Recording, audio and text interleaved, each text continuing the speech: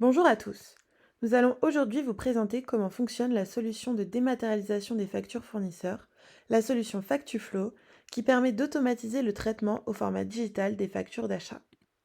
Nous sommes ici connectés sur l'espace de finances de Dominique au sein de l'entreprise Contoso. Il clique sur l'icône facture à indexer et importe depuis son ordinateur dans son espace une facture de la société OVH.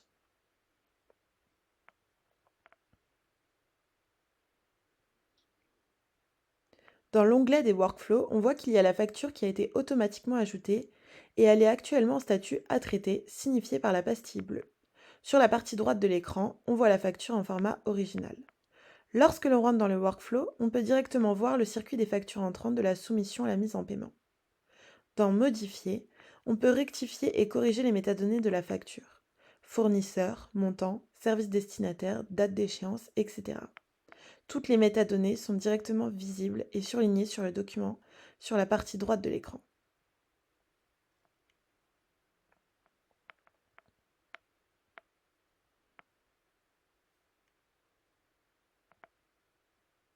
Le champ net à payer est obligatoire.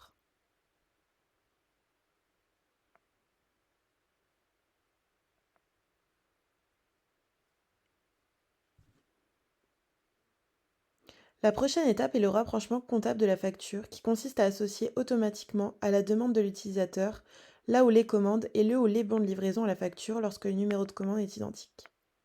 Dans ce sens, l'utilisateur n'a pas à aller chercher les documents associés à la facture. Ici, Dominique a le choix entre connecteur externe ou destinataire de son choix. Il va alors choisir une personne de son choix au sein de l'organisation de son entreprise, en l'occurrence lui-même au service comptable.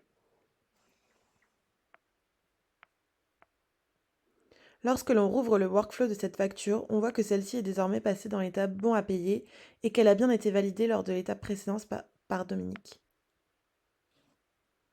Il valide la facture et passe ensuite à la dernière étape du workflow, la mise en paiement.